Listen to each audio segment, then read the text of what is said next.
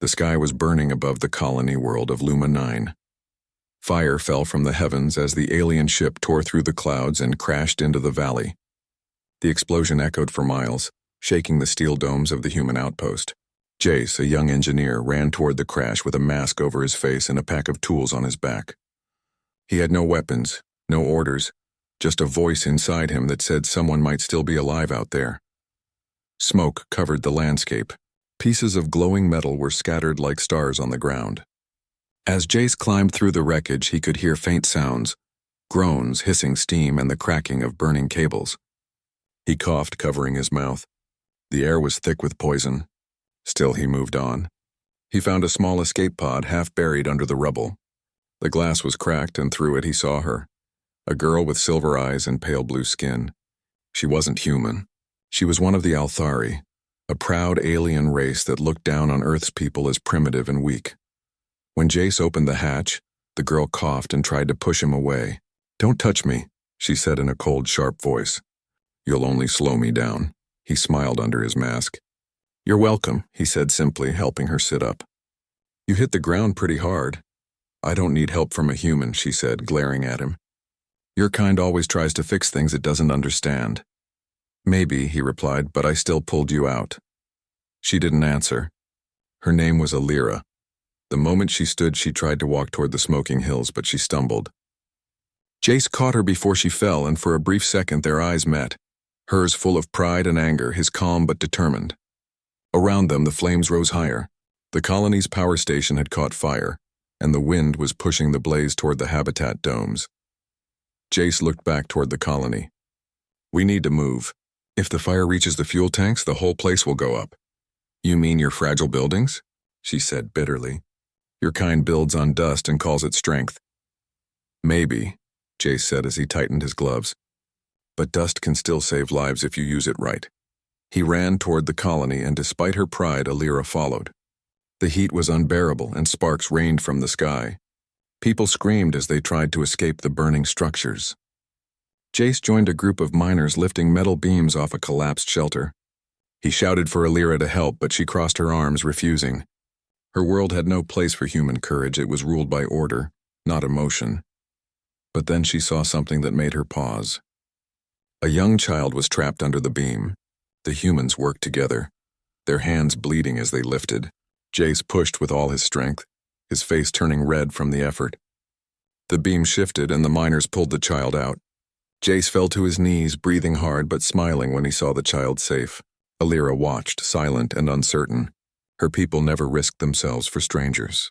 To her it looked foolish. Yet deep inside, something about it felt pure. A deafening crack split the air. The main dome was collapsing. The heat shimmered like waves on water. Alira turned to run, but Jace was already sprinting toward the danger. "There are still people inside," he shouted.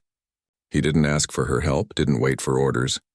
He just ran. For a moment, she stood frozen. No Althari would ever do that. To them, survival came before mercy, but she couldn't ignore the sight of him disappearing into the fire. Against her own judgment, she followed. Inside, the air was thick and glowing orange. The structure groaned as if alive. Jace kicked open a door and found a group of survivors huddled together. "Go!" he yelled, leading them toward the exit. As they ran, part of the ceiling collapsed. A beam of metal came crashing down, and Alira shoved one of the survivors aside just in time. Pain shot through her leg as the beam pinned her down. "Leave me," she gasped. "I'll slow you down." Jace turned back instantly. He didn't hesitate. He tore off his jacket, wrapped it around his hands, and grabbed the burning metal. His skin blistered from the heat, but he lifted anyway. The weight was crushing, but he forced it up high enough for her to crawl out. When she fell free, he dropped the beam, his arms shaking.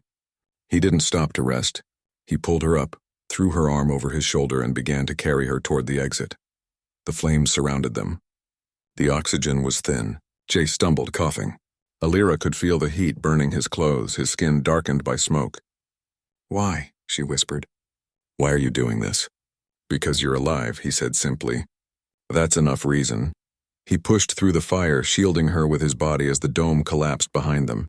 They burst through the doorway just as the structure exploded, sending a wave of heat across the field. Jace fell to his knees, still holding her. His arms were burned, his face covered in ash. She stared at him, stunned by what he had done. No one had ever carried her like that, not even among her own people. Rescue teams were gone. Communication lines were dead. The colony was cut off from orbit. As night fell, the wind turned cold, carrying the smell of burnt metal. Jace helped the remaining survivors build a small shelter using scraps of metal and broken panels. Alira sat nearby, her leg bandaged with a strip from his shirt. She watched as he moved from person to person, checking wounds, sharing his water, fixing a damaged air filter with bits of wire. He didn't rest. He didn't complain. Even with his own burns, he smiled softly whenever someone thanked him. She couldn't understand him. "You helped them," she said quietly, "even when they can't help you back." He looked at her. That's what being human means. She turned away, pretending not to care, but her heart felt strange, heavy and warm at the same time. Her people called humans weak because they cared too much. But now, sitting beside this man who had carried her through flames, she wasn't sure what weakness looked like anymore. The night stretched on. The stars above were hidden by clouds glowing faintly red from the fires still burning beyond the hills.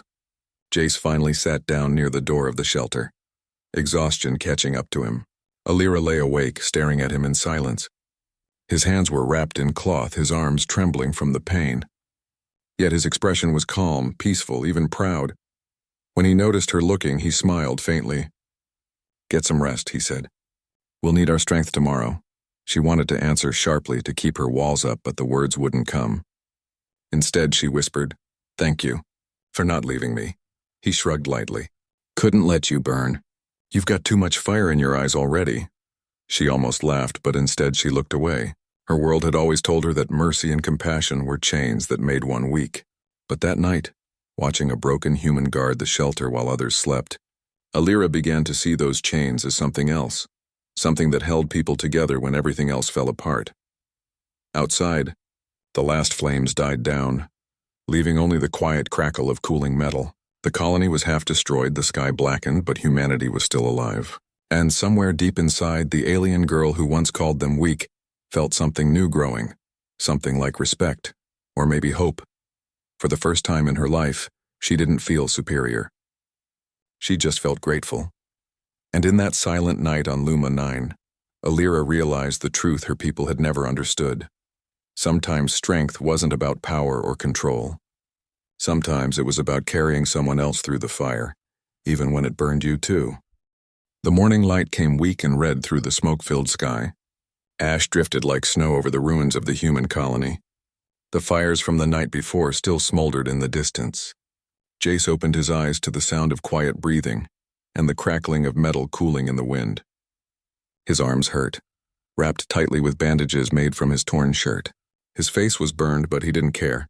Around him, a few survivors slept inside the small shelter they had built.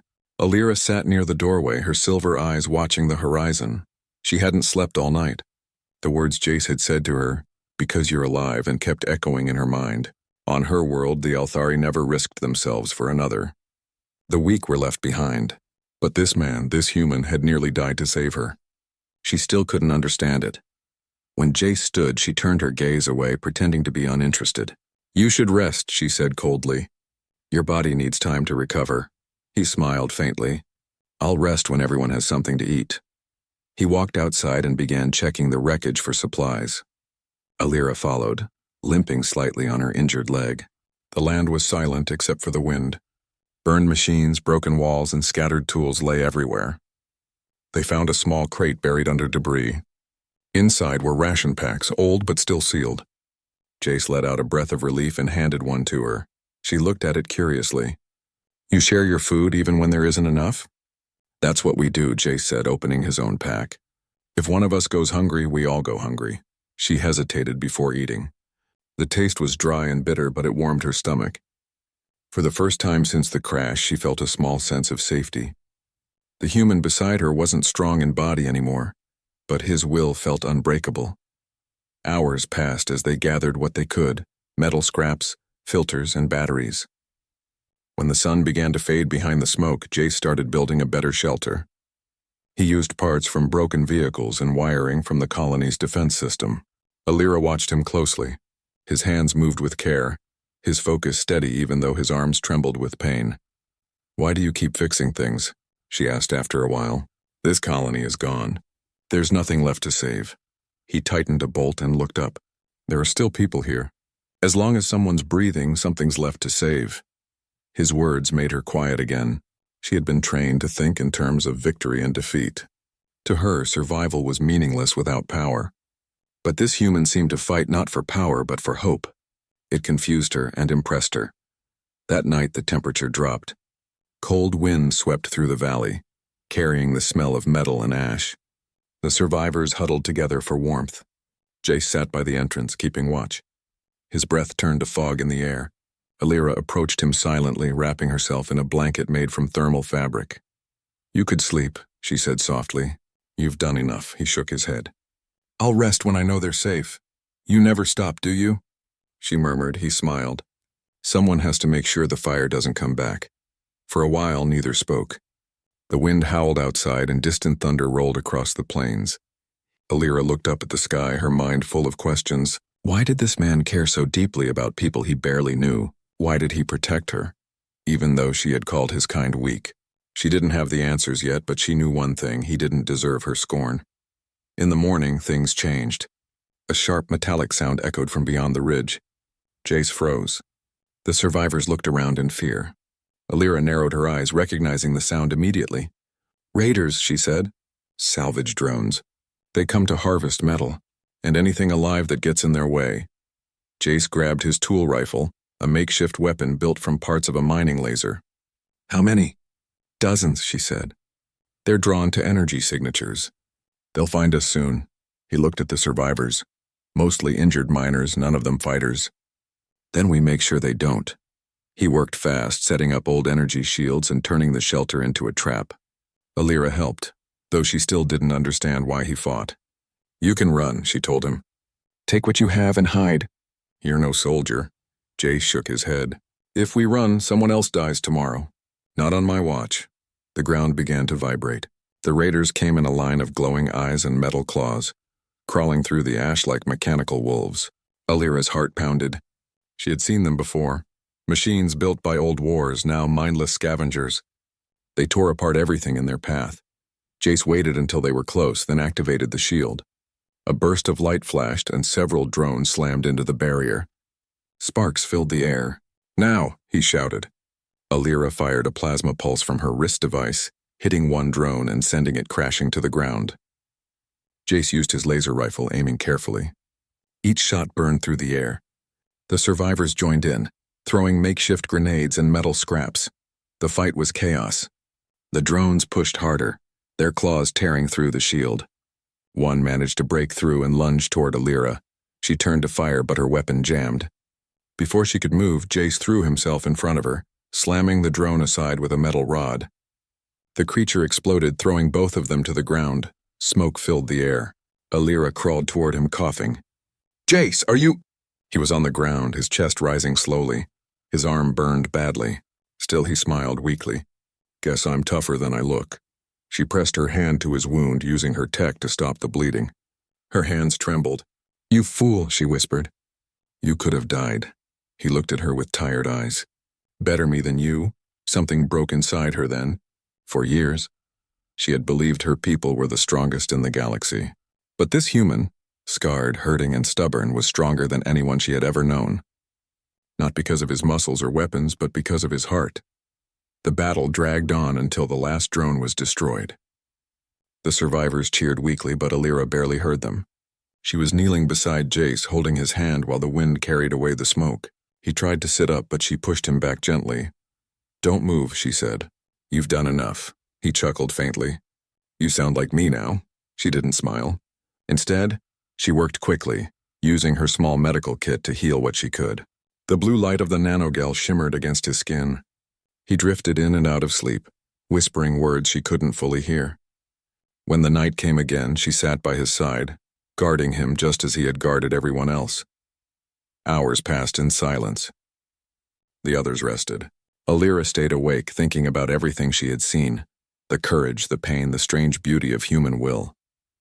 She remembered how she once called them weak. Now she saw that their weakness was their strength. They cared too much, gave too much, and hurt because of it, but that's what made them powerful. When dawn broke, Jace opened his eyes. She was still there, sitting close, her head bowed. "You didn't sleep," he said weakly. She looked at him and gave a small, soft smile. "I had to make sure you didn't do anything foolish again." He laughed quietly. "Too late." She laughed too, a sound she hadn't made in years. For a moment, the world outside didn't seem so broken. The sky was still dark, but a thin beam of sunlight broke through the clouds, touching the wreckage around them. Alira looked up at it and felt something unfamiliar. Hope. When he tried to thank her, she stopped him with a gentle look. "Don't speak," she said. "You humans talk too much. Just rest." He closed his eyes and she whispered the same words he had once told her, words that now carried a new meaning. "You're not weak," she said quietly. "You're alive." The wind outside softened, carrying away the smoke and leaving behind only the quiet hum of the machines cooling down. The battle was over, but something greater had begun, an understanding between two lives that should have never crossed. And though Alira didn't yet realize it, that moment, the night she guarded a wounded human in the ruins of a dying world, would be remembered one day across the stars as the moment an alien learned what it truly meant to be human. The morning after the battle was silent. The air was still heavy with smoke, but the sound of metal claws and explosions was gone. The survivors stepped out of the shelter carefully, blinking against the faint sunlight that broke through the clouds. The land was scarred, black and red, like a wound that would never heal. Jace was awake again. His wound still burned, but he tried to stand. Alira was beside him, steadying him with her arm. "You shouldn't move yet," she said, her voice softer than before. He gave a tired smile. "If I don't move, no one eats." "You humans always think about others," she murmured. "Even when you should think about yourselves." He chuckled weakly. "Guess it's a bad habit." They walked a short distance from the shelter, scanning the horizon. Far away, something flickered, an old transmission tower. If they could power it, they might be able to send a distress signal. Jace looked at it and then at her. "That's our only chance," he said. Alira hesitated. "If I use my technology to repair that tower, my signal will reach the Althari fleets. They will come, and if they find you with me, they will see you as a threat." He looked at her calmly. "We'll deal with that when it happens. Right now, it's our only way off this planet." She wanted to argue, but she saw the same fire in his eyes that she had seen the day he carried her through the flames. That fire frightened her a little because she had started to feel it too. They packed what little they had and began the long walk toward the tower. The ground was cracked and smoking. Strange lights moved beneath the ash, old mining machines still running on half-dead power. Jace walked carefully, helping the injured miners along the way. Alira followed behind, keeping an eye on the sky. Halfway there, a storm began to build.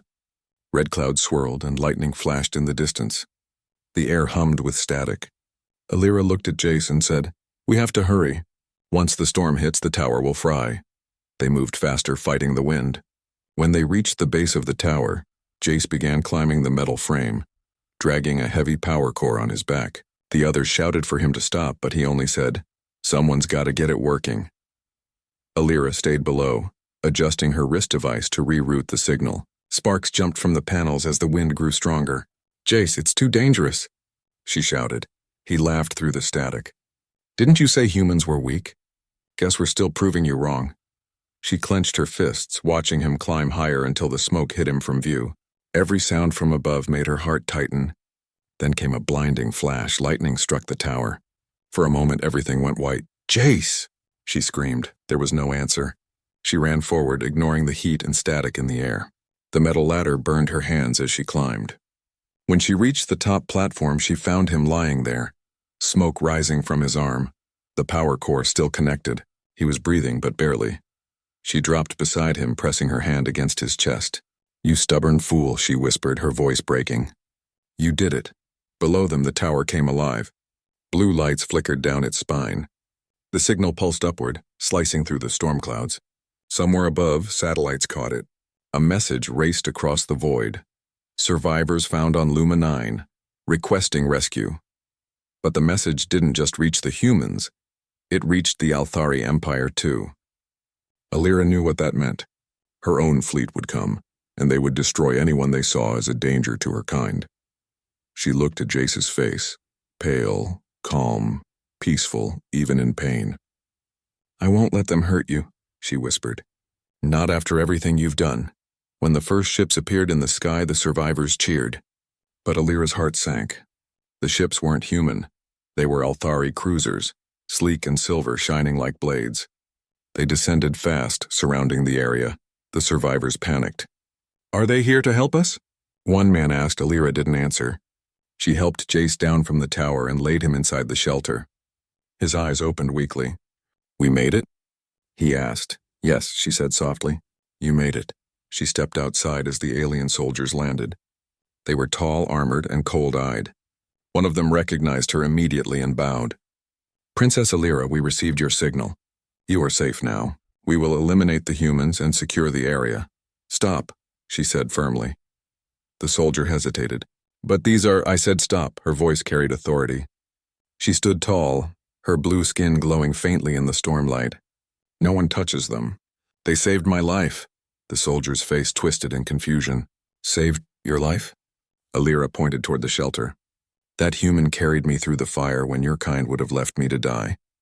He protected us all. If you call yourselves strong, then prove it by showing mercy." A long silence followed. The soldiers exchanged uneasy looks. Their orders were clear. Humans were not allies. But Alira was royalty and her word had power. Finally, the commander lowered his weapon. "As you command, Princess." Moments later, another shape appeared in the clouds, larger, darker, carrying the mark of Earth. A human rescue ship. The Althari turned their weapons toward it, but Alira raised her hand. "No more fighting," she said. "We share this sky today." The two ships hovered opposite each other, weapons charged but not fired. Then a single human shuttle descended and landed beside the wrecked colony. Jace was carried out on a stretcher, barely conscious. When he opened his eyes, he saw Alira standing between the two armies, her arms raised like a bridge between worlds. The human commander looked confused. "Who are you?" he asked. Alira smiled faintly. "Someone who learned that humanity isn't weak." The Althari soldiers watched in silence as she walked toward Jace. She knelt beside him and touched his hand. "Rest now," she said softly. "Your fire burns bright enough for both our worlds." He tried to speak, but she shook her head. "Don't talk. You've already said enough with what you've done." When the human medics lifted him aboard, she turned toward her soldiers. "Return to orbit," she ordered. "Tell the council what you saw. Tell them humanity is stronger than they ever believed." They hesitated, but her voice left no room for argument. As the Althari ships rose into the clouds, Alira looked back one last time. The human ship was lifting off too, carrying Jace and the survivors away from the dying world. Days later, in the orbiting medical station, Jace awoke. His burns were healing, and the room smelled of clean air and metal. A soft voice spoke beside him. "You humans heal faster than I expected." He turned his head. Alira stood there in a simple uniform, her silver eyes softer than he remembered. "You stayed," he said quietly. "I had to," she replied. "Your people wouldn't stop calling me princess after I spoke for you. I wanted to make sure you lived to be annoyed by it." He laughed weakly. "Guess I owe you now." She shook her head. "No, you carried me through the flames. You showed me what strength really means. I owe you." They looked at each other. A long, quiet moment shared between two beings from different worlds. The stars outside shone bright, and for the first time Alira didn't see them as distant or cold. They looked alive, burning, stubborn, human. Jace closed his eyes and whispered, "Maybe one day your people and mine will stop calling each other enemies." Alira smiled softly. "Maybe one day they'll learn what I learned from you." When she left the room, she paused at the doorway and looked back. He was already asleep again, breathing steadily. She whispered to herself, "You carried me through fire, and I'll carry your story through the stars." Outside the window, the two fleets, human and Althari, floated in uneasy silence. But something had changed. For the first time in history, there was no battle, no retreat, only understanding. And in that quiet moment, across the vast darkness of space, the legend of a burned engineer and a proud alien princess began to spread. They said he carried her through the flames, but the truth was simpler. Together they carried hope through the fire.